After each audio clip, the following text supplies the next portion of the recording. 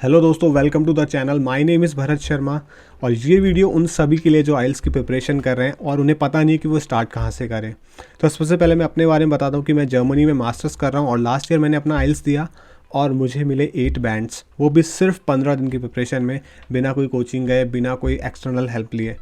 तो मैं आपको बताने वाला हूँ मेरी स्ट्रेटजी, और अगर आप इस स्ट्रेटजी को फॉलो करेंगे तो I guarantee that you will get good marks in IELTS. तो स्टार्ट करते हैं। तो सबसे पहले मैं आपको कहना चाहूँगा कि आप अपने माइंड से एक मेंटल बैरियर जो है कि आपने कोचिंग नहीं की है, या आपका हिंदी मीडियम बैकग्राउंड है, या आपकी पहले इंग्लिश अच्छी नहीं रही है, तो आप ये जब मेंटल बैरियर को हटा देंगे तो आपके लिए प्रिपरेशन थोड़ा ईजी रह जाएगा। तो आप अपना मेंटल बैरियर पहले तोड़िए, क्योंकि अगर मैं अपने बारे में बताऊं तो मेरा 12th तक हिंदी मीडियम था और 12th में मुझे सिर्फ 55% मार्क्स मिले थे इंग्लिश में, और अगर उस हिसाब से देखेंगे तो 8 बैंड ठीक ठाक स्कोर है। उसके बाद मैं आपको सजेस्ट करूंगा कि आप स्टार्ट कीजिए मॉक टेस्ट से, क्योंकि आइल्स का कोई फिक्स सिलेबस नहीं है कि आप ये सिलेबस को देख लेंगे कि ये बाबर को पढ़ना है या अकबर को पढ़ना है या मैथ्स में ट्रिग्नोमेट्री पढ़नी है। ऐसा कुछ भी नहीं है। अगर आपकी आइल्स की लेवल की प्रिपरेशन वाली इंग्लिश है ऑलरेडी, तो आपको बस ब्रश अप करना है, पॉलिश करना है। अगर आपको डाउट हो रहा है कि क्या मेरी आइल्स की लेवल की इंग्लिश है, तो अगर आप यूट्यूब पे इंग्लिश में वीडियो देख सकते हैं, समझ सकते हैं, अगर आप इंग्लिश में छोटा मोटा नॉर्मल कन्वर्जेशन कर सकते हैं, तो आपकी इंग्लिश ऑलरेडी प्रिपेयर्ड है। तो आप मॉक टेस्ट 2 से 3 मॉक टेस्ट दीजिए। 2-3 मॉक टेस्ट देने के बाद आपको पता लग जाएगा कि अभी आइल्स का बैंड आपका कितना आ रहा है। और आप मॉक टेस्ट देंगे तो आप ऑब्वियसली आप सिर्फ रीडिंग का और लिसनिंग का दे सकते हैं, तो आप इन 2 का दीजिए। और अगर आपको 5 बैंड के आसपास मिल रहे हैं तो आप ये मान के चलिए कि अगर आप 15 दिन मेरे हिसाब से प्रिपेयर करेंगे तो आपको डेफिनेटली 7.5 बैंड तो मिल ही जाएंगे। तो एक बार जब आपने मॉक टेस्ट दे दिया है तो उसके बाद आई विल सजेस्ट कि आप एक छोटा सा कोर्स करिए जो कि ऑनलाइन है और फ्री ऑफ कॉस्ट है।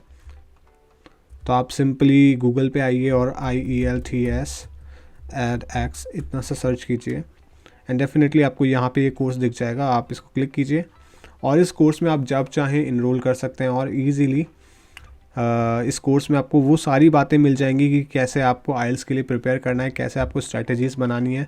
और ये स्ट्रैटेजीज़ आपको डेफिनेटली हेल्प करने वाली, क्योंकि इस कोर्स को करने के बाद ही ऑलमोस्ट मेरा 1 से 1.5 बैंड इंक्रीज़ हो गया था। और आप इसका वेरीफाइड टैग भी ले सकते हैं, लेकिन वो थोड़ा सा महंगा है। 160 यूरोज़ यहाँ पे जर्मनी में है, तो इंडिया में भी मेरे हिसाब से आई थिंक 15,000 के आसपास का होगा कुछ। पर मेरे हिसाब से ये जो ऑडिट ट्रैक है, दिस इज़ इनफ। आप ऑडिट ट्रैक लीजिए और दिस इज़ फ्री एंड आप जब चाहें तब इनरोल कर सकते हैं। और ये कुछ 8 वीक्स का कोर्स है, बट आई वुड सजेस्ट कि थोड़ा फास्ट कीजिए और आप 4 से 5 दिन में इसको आराम से क्लियर कर सकते हैं। तो इसके बाद मैं आपको सजेस्ट करूँगा कि आप कुछ बुक्स ले लीजिए, और बुक्स हैं कैम्ब्रिज आइल्स एकेडमिक प्रिपरेशन की बुक्स। तो आप सिंपली अमेज़ॉन पे जाइए, आप सिर्फ आइल्स कैम्ब्रिज बुक्स ऐसे कुछ करके सर्च कर लीजिए, और जब आप ये सर्च करेंगे तो आपको ये बुक्स दिखेंगे, कैम्ब्रिज आइल्स एकेडमिक 14, 15, 16, 17। तो मैं सजेस्ट करूँगा कि आप ये बुक्स ले लीजिए, कैम्ब्रिज आइल्स एकेडमिक 14, 15, 16, 17। और इस बुक का स्टैंडर्ड एग्जैक्टली जो आइल्स का पेपर होने वाला है उसका है। और इस बुक को सॉल्व करने के बाद आपको रीडिंग और लिसनिंग में कोई प्रॉब्लम नहीं आने वाली है। और हाँ, बुक सॉल्व करते वक्त हमेशा ध्यान रखिए कि आप अपनी मिस्टेक्स को पॉइंट आउट कर रहे हैं और उन मिस्टेक्स के ऊपर काम करके उसको इम्प्रूव कर रहे हैं। अब बात करते हैं राइटिंग सेक्शन के लिए। तो राइटिंग सेक्शन के लिए मैं कहना चाहता हूँ कि राइटिंग का एक फिक्स स्ट्रक्चर है।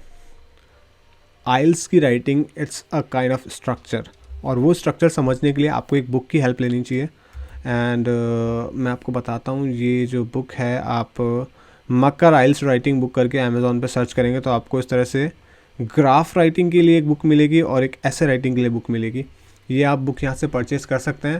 तो वरना इसके बाद अगर बात करें राइटिंग में, जब आप ये बुक्स को पढ़ेंगे तो इन बुक्स में आपको एक पर्टिकुलर तरीका मिलेगा, आपको एक टेक्निक मिलेगी, और आपको कुछ फिक्स स्ट्रक्चर मिल जाएंगे कि इस तरीके से आपको ये क्वेश्चन को अटैम्प्ट करना है। आप इस तरीके को, इस मेथड को अपनाइए और 4 से 5 राइटिंग लिखिए और लिखने के बाद आप कुछ ऑनलाइन टूल्स हैं जिनसे आप अपनी राइटिंग को चेक कर सकते हैं, क्रॉस वेरीफाई कर सकते हैं कि आप कितनी ग्रामेटिकल मिस्टेक कर रहे हैं। तो जैसे मैंने यहाँ पे कुछ खोल रखा है लैंग्वेज टूल करके, ORG करके, या फिर आप सिंपली गूगल पे जाइए और सर्च करिए इंग्लिश ग्रामर चेक टूल्स। इस तरह से आप सर्च करिए और आपको ऑब्वियसली यहाँ पे काफ़ी सारे टूल मिल जाएंगे, जो भी पसंद आए उसको यूज़ करो।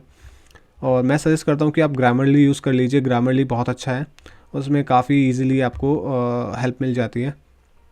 तो इससे आपकी ग्रामर चेक हो जाएगी, और अगर आप वोकेबलरी को राइट करने में, कोई वर्ड्स को राइट करने में मिस्टेक करें तो वो भी आप चेक कर सकते हैं। तो इससे आपकी राइटिंग्स इम्प्रूव हो जाएगी काफ़ी हद तक। और अगर आपको राइटिंग में और अच्छा लेके आना है तो मैं आपको बताना चाहता हूँ कि अगर आप 8 बैंड से ऊपर लाना चाहते हैं राइटिंग में, तो आपको एक बुक राइटर की लेवल की इंग्लिश चाहिए होती है।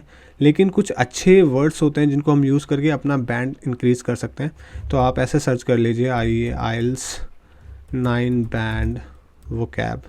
तो जब आप ये सर्च करेंगे तो देखिए, also beginner will write also but advance band 9 वाला write in addition further more over. But की जगह वो लिखेगा nevertheless however. And की जगह वो लिखेगा in addition further more over. So speaking section के लिए आई वुड सजेस्ट कि आप टेंडम पार्टनर ढूंढिए। अब टेंडम पार्टनर क्या है? Tandem partner someone who is also preparing for IELTS और उसे भी अपनी लैंग्वेज अच्छी करनी है। अब आप बोलेंगे हमें किसको ढूंढने जाए, हम तो किसी को जानते नहीं हैं। तो इसके लिए सबसे अच्छा जगह है फेसबुक। फेसबुक पे बहुत सारे ऐसे ग्रुप हैं जो IELTS की प्रिपरेशन करते हैं, जहाँ पे आपको आपके लाइक माइंडेड सेम तरह के लोग मिलेंगे जो IELTS प्रिपेयर कर रहे होंगे। आप जस्ट फेसबुक पे जाइए, ऐसे ग्रुप ढूंढिए, वहाँ पे पोस्ट करिए कि कोई है जो मेरे साथ इंग्लिश प्रैक्टिस करना चाहता है IELTS की, थोड़ा अच्छे वे में फॉर्म करिए उसको, और डेफिनेटली आपको मिलेंगे। आप एक की बात करें, मैं आपको कह रहा हूँ, आपको 10-12 मिल जाएंगे।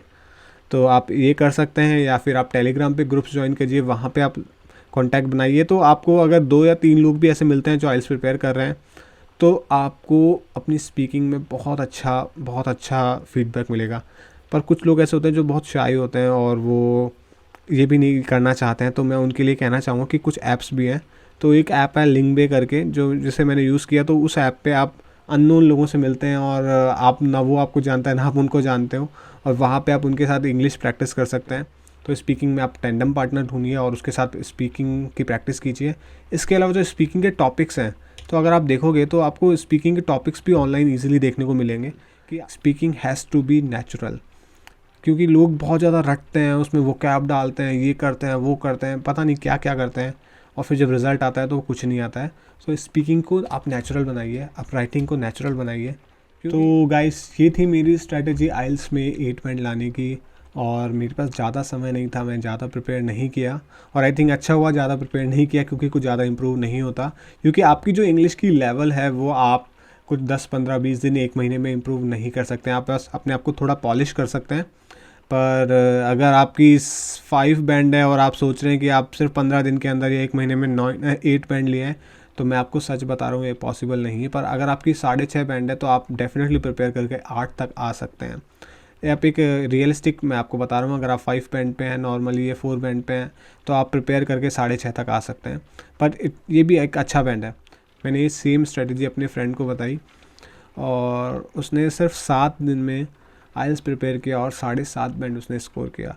तो आई होप कि आप भी ये स्ट्रेटजी यूज़ करके अच्छे से IELTS में मार्क्स ला सकते हैं, और अपने मेंटल बैरियर को हटाइए और कीप ग्रोइंग।